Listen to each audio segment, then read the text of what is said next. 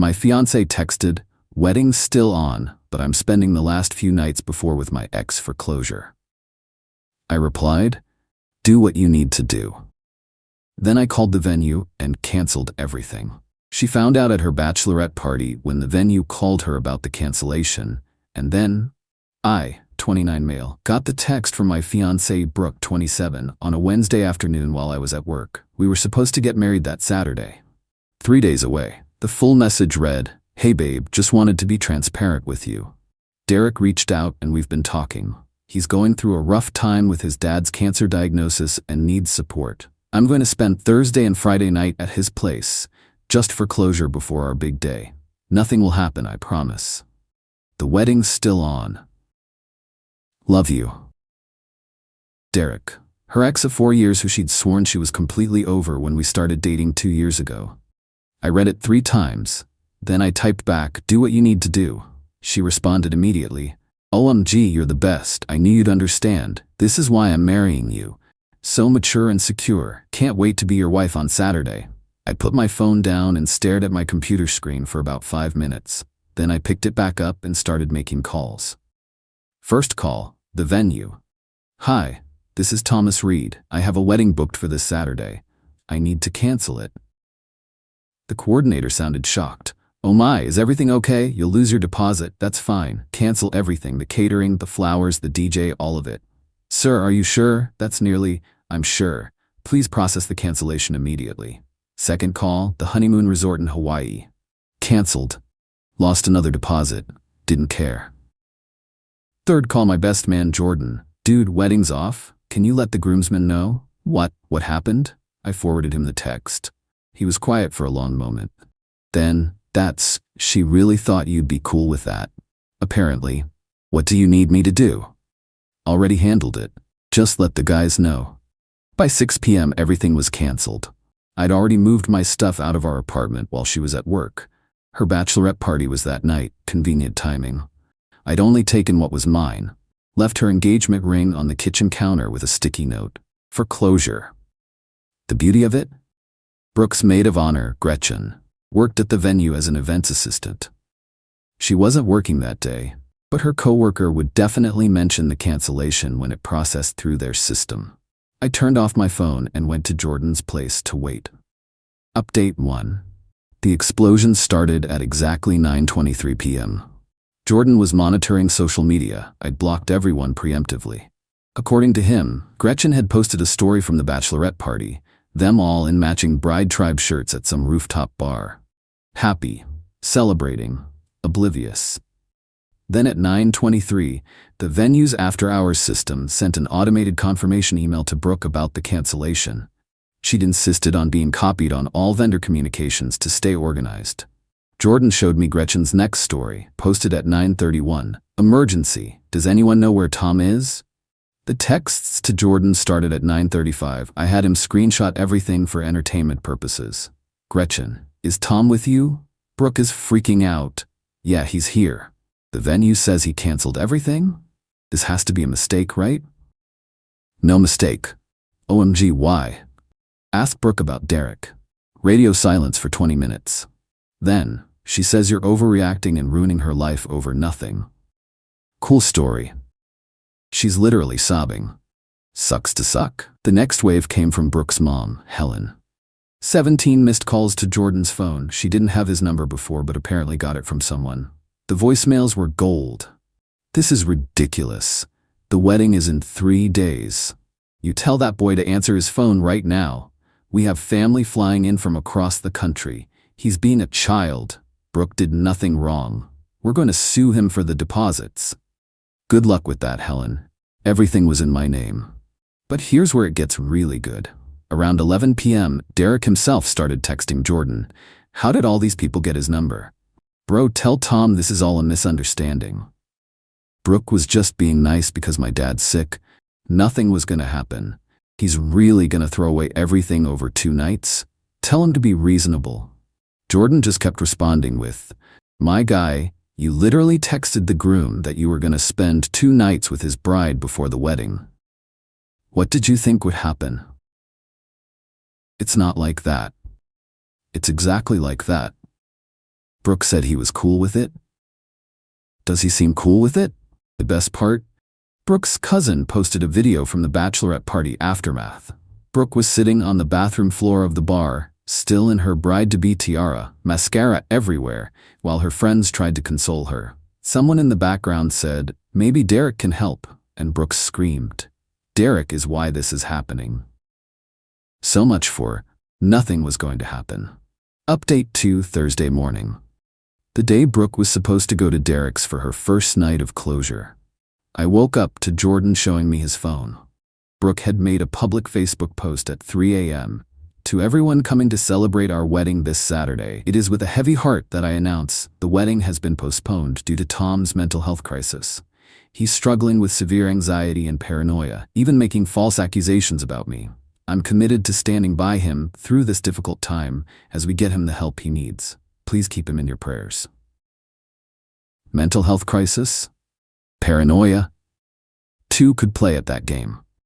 I made my first and only public response, posted the screenshot of her original text about Derek, followed by, "No mental health crisis, no paranoia. Brooke informed me she'd be spending the 2 nights before our wedding with her ex-boyfriend. I wished her well and canceled the wedding. Simple as that. Also, Derek's dad isn't sick. He posted photos from his golf tournament yesterday. Do what you will with that information." The comments were instant chaos. But Thursday afternoon brought the real circus to town. Brooke showed up at Jordan's apartment with reinforcements. Helen, her dad Roger, Gretchen, and Derek. They actually brought Derek. Jordan filmed it through his Ring doorbell with my permission to share. Helen immediately started, "Thomas Reed, you open this door right now. We need to discuss this like adults. Son, I don't know what kind of game you're playing, but you're gonna fix this. Do you know how much we've spent? Tommy, please, you're not being rational. Just talk to me." Derek, this absolute clown, goes, "Bro, come on, don't do her like this." Jordan's voice through the speaker, "Did you seriously bring the dude she was gonna spend 2 nights with to convince him to take her back?" Silence. Then Brooke, "It wasn't like that." Then what was it like? I needed to make sure there were no unresolved feelings before I got married. And were there? Longer silence. That's irrelevant. It's extremely relevant. Roger tried a different approach. "Look, we have 150 guests coming. The rehearsal dinner is tomorrow. You can't do this." He already did. Then Derek tried to step up. "If I could just explain to Tom man to man. My brother, you are literally the last person who should be here right now." Gretchen finally spoke up. "Brooke, maybe we should go." Brooke lost it. "No, he doesn't get to do this. He doesn't get to humiliate me like this. Tommy, I know you're in there. You're being pathetic. You're going to regret this for the rest of your life. I was doing you a favor by marrying you." A favor. There it was. Anything else?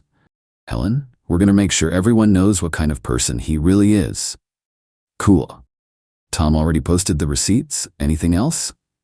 They stood there for another 10 minutes making threats before building security showed up and escorted them out. But the Thursday night update was the best. Brooke went to Derek's apartment anyway. Posted a story from his couch with wine glasses visible. Sometimes the universe shows you where you're really meant to be. Guess the wedding being canceled didn't affect those closure plans. Update 3 Friday morning started with a call from the country club where the rehearsal dinner was supposed to be. Brooke was there with Helen, demanding they honor the reservation, even though I'd canceled it. The manager called me because I was the account holder. "Mr. Reed, there seems to be some confusion. Miss Patterson is here insisting the dinner is still happening. There's no confusion. It's canceled. She's saying she'll pay for it herself." "That's fine, but it needs to be a new reservation. The Reed-Patterson rehearsal dinner is canceled." "Understood. Oh, and sir, she asked us to charge your card for her new reservation. When we explained we couldn't do that, she became upset." I heard screaming in the background. "Is that her now?" "I'm afraid so. She's demanding to speak to you." "I'm good, thanks. Have a nice day." An hour later, Roger called from a different number. I'd blocked his. "Tom, this is Roger. I'm at the country club. They're calling the police on Brooke and Helen. Is this really what you want?" "I want nothing. I'm just living my life. You're destroying hers. She made her choices. Over 2 nights? You're ending everything over a text about 2 nights? Roger, did she tell you she posted from Derek's apartment last night after the wedding was already canceled? Silence. Yeah, I saw that too. Still think I'm overreacting?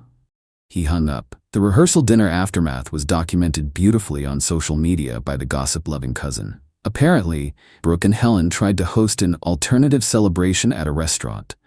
12 people showed up out of the 60 invited. Derek was one of them.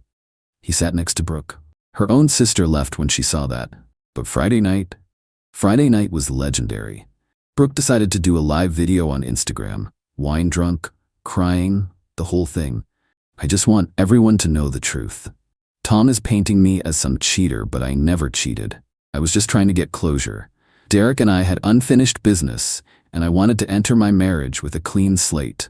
Tom said he was fine with it. Someone commented, "Girl, you're literally at Derek's apartment right now." She tried to move the camera, but everyone had already seen Derek's distinctive wall art. "It's not. This isn't. We're just talking." Another comment, "Didn't you say Tom was having a mental health crisis this morning?" "He is. He's crazy. Who cancels a wedding over a text?" Comment, "Someone whose fiancé told them she was spending 2 nights with her ex." Brooke started ugly crying. "You don't understand. Derek and I have history. Tom never understood that connection." Someone screen recorded the whole thing. The video ended with Derek trying to take her phone away and saying, "Babe, you're making it worse." Babe. Update 4. I woke up at the resort in the mountains. Yeah, I went on a solo trip instead. Peaceful. Beautiful. No drama. Jordan kept me updated though. The venue had apparently become a circus.